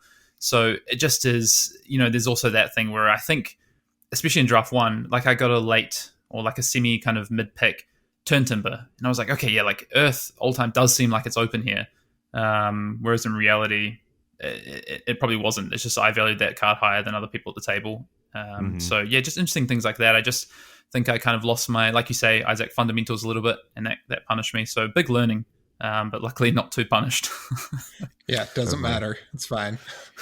I wonder too if that kind of value system will be a little bit more like colloquially known, like, or just known for players and that sort of thing, if we have kind of more drafting events, right? Like, Australia, it sounded like you went to some skirmishes, but I don't know if any of those were draft, right? So there just haven't been any like high level drafts for people to get that kind of tournament experience, and then perhaps that does change your values. And then maybe like the draft at next year's nationals hopefully is maybe like could be a much tighter cutthroat format with like, and then so you won't be like, oh, I don't know about this turn timber, Yeah, there's a when you talk about class constructed, everyone kind of knows roughly what the metagame looks like. They know the top decks, they know what's performing well. Whereas in draft, we don't have the discourse, we don't have the coverage, we have less of the coverage, I guess. It's less focused upon. The content creators are less focused on it in general. You look on Discord forums or chat forums or groups. I think limited is often something that's less discussed because it's, I don't know, maybe it's not as sexy, or it's less easy to talk about and to have a metagame for. But really, when it's half the rounds and in a big event like Nationals, or maybe in the future Pro Tours and Worlds, it's pretty important, or callings, things like that. So I expect us to probably get more, I think as a community, get better at limited in the future. But it's very new, especially for a lot of players who have come from games or have never played TCGs, games that don't have limited formats. It's pretty new. So yeah. I find that sorry, Isaac, this will be a quick point here, but sure, that the Flesh and Blood draft is not like other drafts. It's like very tight and mirrors the game. The drafting of the cards mirrors the game of Flesh and Blood very well, like where there's a lot of like, I don't know, momentum and tactical decisions you have to kind of make, or else you wind up with like 4 cracked baubles. Yep. Okay, go ahead, Isaac. What were you going to say? Oh, I thought that was a pretty interesting point, because to me, like, limited is sexier, really, because it takes all of the, like, you can't just come with a good deck. If you come with a good deck, it means you like picked and crafted that deck. It's like all on you on the fly. So it's really, really impressive. But I guess it is true that like watching the draft games on camera, if you're not watching it and like appreciating the deck that somebody picked and put together, it's just like inferior gameplay that you're watching, right? So I can definitely see it being, less intriguing or less important as far as like entertainment value, but it's just like such an important skill. Yeah, and you can see how the people at home too are like, oh, he just must have opened those cards, or what, you know what I mean? Like, just pure luck, or whatever. Yeah, it's you only see half the equation, or you only see half the movie, so to speak, in terms of when you watch a draft match happen. If you don't see the draft, so much of the decision and the actual the game itself is actually played during that draft, in terms of where you position yourself, where others position themselves, and what that means for the draft. Oh, actually this deck looks so good. It must have, like you say, opened good cards, or whatever. But in actual fact, you could have wheeled those cards. You could have crafted that table state. You may have been one of only 2 drafters, or maybe the only drafter in a certain hero, which you get really rewarded for. And I kind of, sexy is funny, but I kind of look at it like a movie, right? Like, Classic Constructed is kind of like going to see like a big blockbuster movie, right? Where like it's exciting and there's a lot happening and it's really upfront, and it's entertaining. Whereas maybe Limited, especially Draft, is a bit more like it's watching like a character actor, or watching something that's a bit more of an art house film, where there's a lot going on below the surface, but maybe it requires a bit more digging and a bit more sort of investment in the, I guess, the product itself. Yeah, totally. And you kind of have to be like, a nerd a bit to be like, oh yeah, yellow, whatever. Oh, amazing, especially because I saw him pitch this card. They pair so well together, stuff like that. For sure. And for sure, your point about how content creators aren't focused on it, like it is just like flat harder to create content around Limited, right? Yes. As we have like definitely tried and talked about it and thought how to do it, but it takes so much more effort, and when our time is limited, since we haven't made it big yet as a podcast, and this is the only thing we do for income, support us on Patreon so we can make that happen. That we can't devote our resources as much as we really would want to Limited coverage and stuff. And like Hayden said, it's like the game happens in draft, right? Like playing your matches is the easy part. Like once 100%. I sit down with my deck, I'm like, okay, I'm a good pilot. I know I have these 4 threats. It's just like that's you're like more on autopilot then. You're just kind of cruising. The stressful part is over almost. So when you're walking down the street in Australia, Hayden, do you just think like, none of these people know I'm the coolest guy here? Yeah, I thought about that too. Like, do you guys go out to the pub afterwards and you're just like, drinks are on me, and everybody's like, woo, who is this? Who is this guy? And you're like, I'm the national champ. And they're like, of what? Of this kid's game. Definitely. I mean, I actually got a t-shirt printed that says national champion, so I'm just going to wear that around for the no, I mean, did you get it printed in cold foil or gold foil, I guess? Yeah, gold foil. Yeah. I said, please make sure the border is a nice glimmering gold. It's such a weird, it's so funny, like when the match finished and was over, and then everyone kind of clapped, and because there was a bunch of people watching on the big screen kind of like 30 feet from where we were. and then everyone kind of claps, and then the head judge announces the winner, and then it's like, cool, okay. Should we go for dinner? And then we all, which is cool. It was actually an awesome thing. Like our kind of local group of players. My local store was running the nationals. We all went for like Korean barbecue for afterwards, and like as a big group, and went out for dinner, and that was like a really cool sort of experience to cap off the weekend. In all honesty, like there is kind of that idea of like almost like going to the pub, but we went for dinner and a few drinks, and that was a cool way to finish the weekend off. Nice. Dope.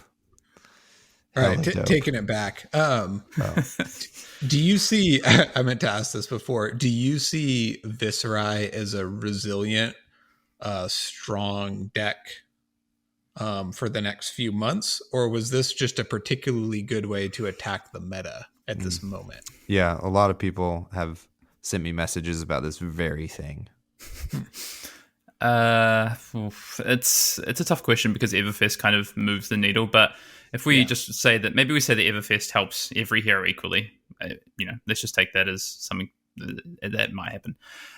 In that case, I think Viserai is somewhat resilient. To be honest, it's kind of hard to target. Like, I had opponents actually who were playing like Chains of Eminence against me, which I think they kind of knew about the matchup and were kind of prepared for it.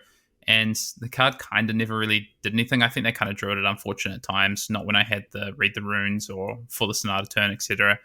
But that's one way you could target it, for instance, right? I mean, I think it comes down to meta, to be honest. I think Viserai can lose to itself. So you can just, especially if you're trying to OTK, you can just not draw this. It happens to be on camera. Just not draw the Sonata when you need it. You can not see your rune chant creators in the first sort of 15, 20 cards. So the deck can lose to itself, but I think there's a lot of decks in the format, this past format we're just kind of moving through, that can do that. Channel Mount Heroic, you draw a bunch of blues, you never see Channel Mount Heroic in your Briar channel deck. You play Chain and you whiff all your shackles. Like there is so many decks in this current format that I think have consistency issues, and Viserai is among them, but I think it has less of that because one of the cool things about the deck and one of the complicated things about the deck is that you can play in a range from an aggro deck to a combo deck and somewhere in between. And you can flex within each match that you actually play. You can start the match as an aggro deck and pivot to a combo deck. You can start as a combo deck and pivot to an aggro deck, and vice versa, or mid-range. So I think the deck is quite resilient in that regard, and the fact it has a lot of game plans. It's not that easy to target. So yeah, I think the deck will continue to be around in some shape or form. Maybe the combo becomes less prevalent because people are more open to it. Like they have their eyes open, so we see more. Maybe Reinhardt comes into the format because Intimidate is really strong against combo decks. But the cool thing is you can pivot to a tempo deck and actually still do pretty well in that matchup. So, yeah, long answer, I guess. But I think it is a pretty resilient deck on the face, sort of all things considered. Nice. Gosh, there's some turns on that deck, too, where you wind up with, 13 rune chants. It's kind of like the middle of the game. And you wind up with a Become the Arc Knight and a Rattlebones in hand, and you're like, okay, now all of my cards I could have at any moment. What's the line? The play? Yeah.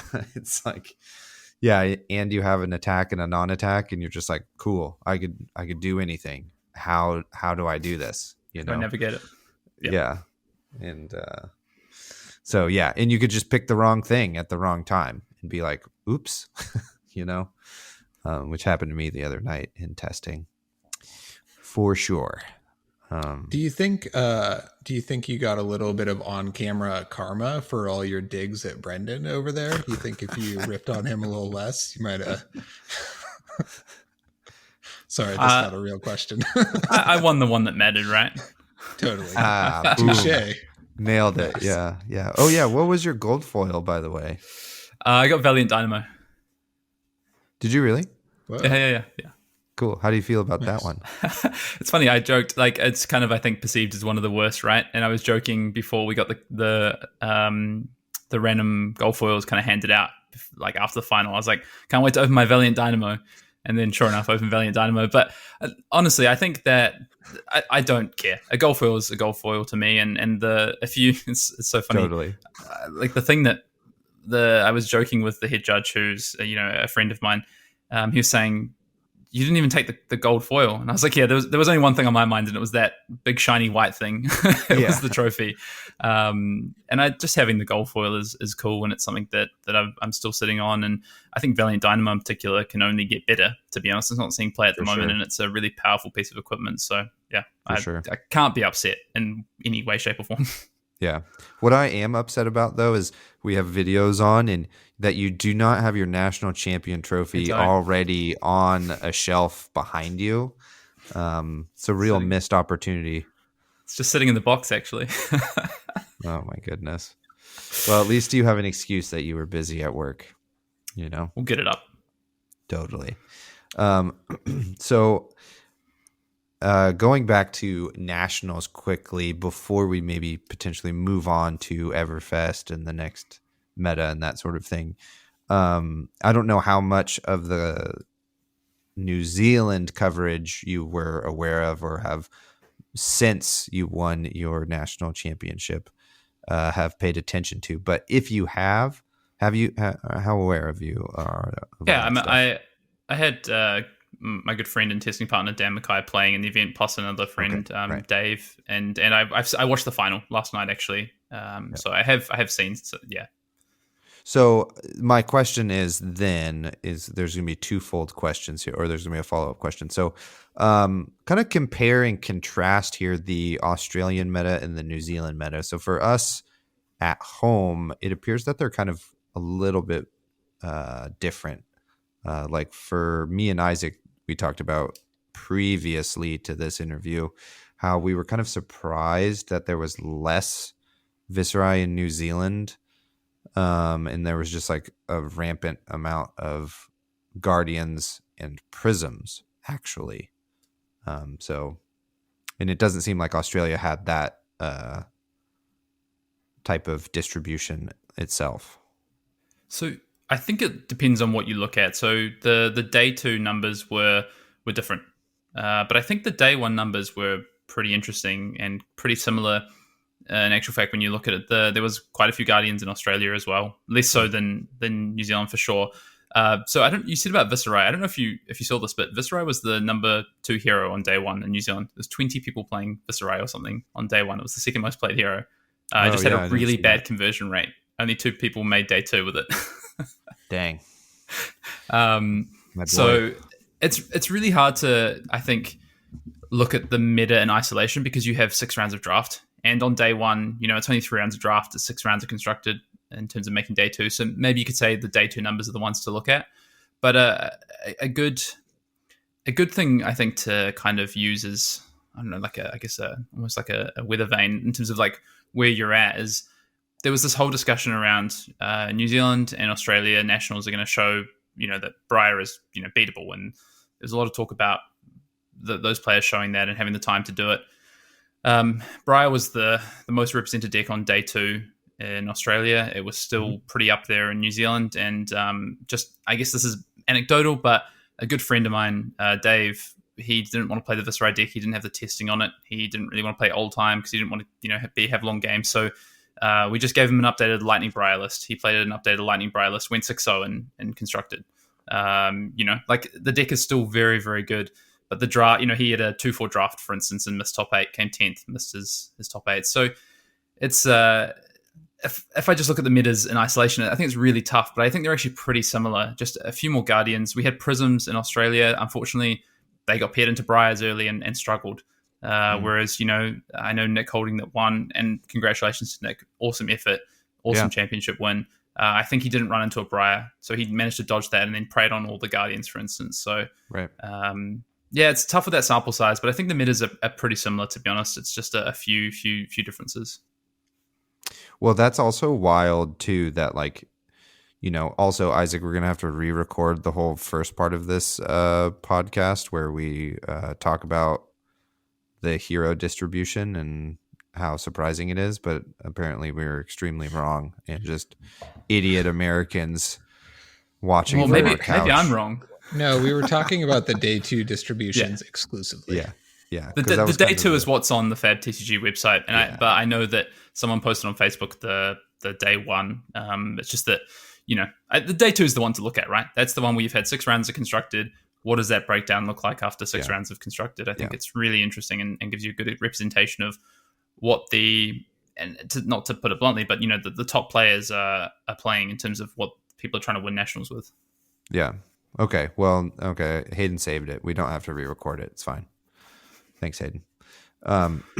But so if they are similar, that's just wild to me then, right? Like what Swiss can do, in similar metas for heroes and stuff, It's just a razor's edge. You know what I mean? You bring Prism, you're like, I'm going to prey on Guardians, and it works out. Or you're like, crap, now I've had to play 2 rounds of Briar and I'm 0-2 or something, Yeah. The other thing you can look at, I guess, is game plans or like where they're positioned. So if you say like Briar is like level 1 and then like Guardian and Viscerai maybe level 2, or Prism and Dash are probably like level 3, right? So it's like how many players are sitting on those tiers? And in all fairness, New Zealand had more players sitting on that third tier. They had players playing Dash, they had players playing Prism, trying to prey on level 2, right?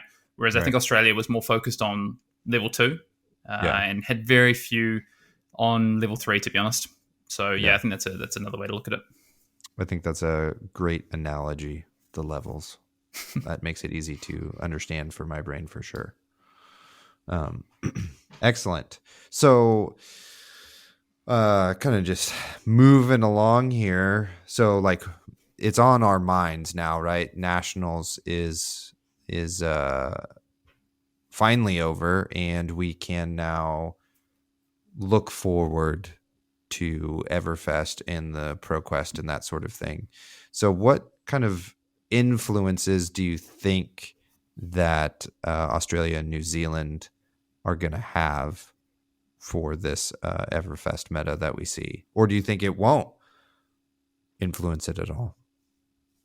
I think it's got to in some way, shape or form. It's the most recent 2 events before the banning, and it's the evolution of a meta, right? So I think, and it's an evolution of a meta where Briar was less prevalent, especially in New Zealand, right, in terms of in the final tables. So, I mean, you look at both finals, no Briar in either finals match. So I think probably what it does is set the standard that old time is very good and can be played in multiple ways heading into Everfest. That you have a legitimate combo / sort of mid-range deck in Viscerai, and that probably with Channel Mount Heroic, which we saw a majority of Briar players playing. Briar not dead. So I think those are kind of the things that it does tell us heading into Everfest is those 3 decks, and now Prism as well, to add in there, are probably the decks people are looking to immediately to say, okay, what change happens here? Do these decks still remain very good, or do we see other things come in? Or is this our starting point? Yeah, I think so. Right. Keep it simple. Like whatever was good is going to continue to be good, and then whatever everybody else's like favorite deck is that gets new tools, they're going to want to like also play that as well, Actually, I don't think that's a bad strategy though, right? Because if you look at all these new cards and you don't like break something or discover the new combo, right? I think the best decision is to take your favorite, like the one you have the most reps on and is like pretty strong, if you don't, have something wild and new, just like switching over to Rhinar and throwing the new cards in, like probably isn't going to carry you through. So I think everybody falling back to their go-to deck is, pretty natural, but also I think the right decision. What's tried, tested, and tuned is often a good way to start in a format, because it's people. You've got plans for matchups. You've got a tight list. You can really punish people for having sort of more loose lists where they haven't been able to tweak and tune things for sure. Yeah, and they don't know what to do. Mm-hmm. Yep.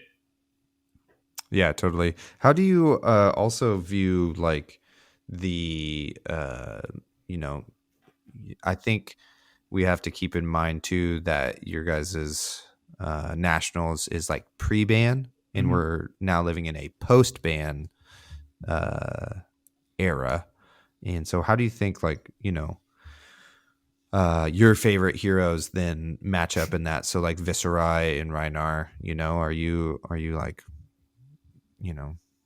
looking to get out the old dice and whip out the Skull Crusher and go to town, or what? Yeah. In a short word, yes. I think the first thing you do, right, and this was really natural after Seeds was banned when we were heading into the Tails meta. I think we'll do the same thing, and a lot of players will do the same thing. Is what are the decks that were being held back by Briar from potentially being one of the best decks in the format? And immediately Prism comes to mind. We obviously just saw it win New Zealand Nationals, but a deck that preys on a lot of the decks that were popular that isn't Briar. So you take Briar out of the equation to some degree. Whether we don't know to what degree that is and what things might come in Everfest that help support it. I don't think we've seen any Runeblade cards yet. So they're probably leaving them for last for a reason. But you see that. So Reinar's another one for me. Levia as well. The two brutes I think stand out as potentially powerful options in a meta that doesn't have Briar as prevalent in it. So I think that's kind of a natural starting point with the bannings and changes. And then you go, okay, well, what else changes? Probably Lightning Elixir becomes worse without Ball Lightning, for instance. Does that impact on any decks? And I think that's kind of it's a really good starting point, to be honest, in terms of when you're looking at a new format. For sure. Isaac, you look like you have something you want to say. I was just, this is slightly off topic, but I wanted to mention my favorite play, Hayden, of you in the finals this is pretty badass flex, is when you count off the cards off the top of your deck and lay them all out there, and then you slap down Sonata. Well, you almost Awesome. It seemed like you almost forgot to play it, right? No, it was flex, Taylor. You didn't forget. I definitely forgot. Right. Yeah. No, so the best thing, the best flex is I also asked the judge to confirm the count as well. So you see another hand coming there, and that's the head judge counting the cards. Yeah, and then he goes, he counts them, and he puts his hand over the cards and just goes, "Now just play the Sonata." And what happened is I announced Sonata. So I go, I'm going to break the Scalata. I said, crack Scalata, play Sonata Icanics, X equals 15, sorry. So 18 cards. And then I started counting out. And then, I think Roy had been playing 3 hours straight, 2 fatigue matches before that. I don't think he even noticed. And I, for some reason, I think I was looking at my hand that I just didn't flip the Arsenal card. And then so we counted out, and then the judge was like, yeah, I mean, all good, but before you flip these cards over and you start looking at extra cards, let's play the card that does this. And I was like, yeah, okay. And he's like, you've announced it, you just have to put it on the table. Okay, all good. That's funny because we didn't have any audio, so missed that part of it. Yeah. Anyway, excellent. Yeah, great flex, Hayden. Could have been disastrous. Oh, totally. But it's all good. Gosh, I guess that's kind of it. That's all I got for you. You don't Hayden. have any more listener questions? No, we answered them all. Oh, nice. Just naturally. Yeah, totally. Naturally. And I kind of combined a couple there too, just a little peek behind the curtain. Hayden, so today is Tuesday, your Wednesday. What is your favorite spoiler that's come out so far? Which one has piqued your interest? Bravo. It's got to be Bravo, I think, for me, in terms of the amount I've thought about it since it's been spoiled. It would be Bravo. When I saw Bravo, I was about to go to bed, and then I spent about an hour just thinking about that card. When I saw it spoiled, I can see you just like arms crossed on your chest, like staring up into the ceiling, just like in bed but not sleeping. Moonbeam on your face, Yeah. No, it was Queen's Game style. I've got like the 3 essences like above me, just like floating around, and what that means. Bravo. I think fire breathing has, just for a few different reasons, and I actually tweeted about it. I think just the nostalgia aspect as a Magic player, but also what that card means. We haven't really seen resource sinks, but we are seeing it in the set. We get silver as well, which is a really strong resource sink, I think. Those 2 cards, and then of course the gloves, the brute gloves, is a really powerful effect on there. But the RNG aspect is, what do you do about that? How do you try and limit that. What does that look like? The immediate thought is like scabs can lead this, for instance, but it's like, well, actually, maybe barkbone strapping becomes like a really important option in Rhinar decks, or so that's probably what's got my brain ticking so far. Nice. Yeah. For me, it's the new warrior helm, actually. Yep. Yeah. It's like confusing to read it the first time. You're like, wait, what? But then you kind of sit there and you think, right, okay. I like now understand what's happening. So like Bolton comes to mind right away, like Raiden is already like double its base power, which is 0, tripled, I guess, even. And so that like becomes really exciting, I think, because that's kind of maybe what Bolton needs, is like an extra card to play out on the combat chain. So yeah. Yep. Yeah, that one's pretty cool. Yeah, and it's cool that it defends for less than Skullcap. I really like that, actually, Hey, me too.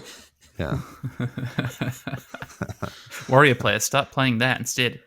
I like the new potion, right? Because you envision, right? Like I just pitch gaze to Kano, and then an instant crack it, and then Kano gaze, right? Or like whatever. It's just like infinite options.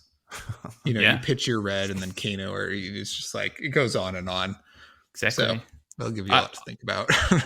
I just saw that card before I jumped on to talk to you both, and that card is really powerful. I think it has a lot of options, like Kano particularly. Yeah, I mean that's something that I'm super excited about. Like you say, I've pitched 2 blues, and I've also pitched a Blazing Ether here, or I've pitched a Tome of the Aetherwind, and also I get to decide how I stack those. And when I use this, I can sit this potion around for as long as I need to until I find that turn to use it. So that card I just saw, and I haven't thought about it too much, but so much you can do with that card, I think. It's the Potion of Deja Vu. Is that the one? Great name too. Yeah. Cool art cool. Too. The art in this set is like so cool. Everything seems to have like an interesting, like, I don't know, background, ethereal kind of feel to it, right? Yeah, like even the new Guardian card, right? Whatever it's called, Pulverize, kind of feels like you've just walked into like a carnival tent and you're like, what the fuck's happening in here?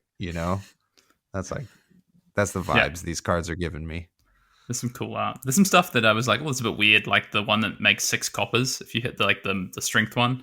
I was like, oh, that's kind of odd. But then I really like some of the more non like carnival related art, like the kind of surrounding kind of landscape art of maybe people doing things, or like some of those. So yeah, it's cool. I like it. Totally. I'm pretty excited for the week to continue, and for me to not do the work I need to do when spoilers drop. Literally the same. Yep. Yeah, it's so fun. Yeah, it's tough. You got to lock your phone up. I'm gonna have to tomorrow. Hayden, we've kept you from your marathon of interviews for quite a long time now, but I did want to ask, as a Kiwi who has now just recently conquered Australia, are you headed back to the homeland? Or you moving into my extra bedroom and coming to the States? Oh, U.S. nationals, is it? Yeah.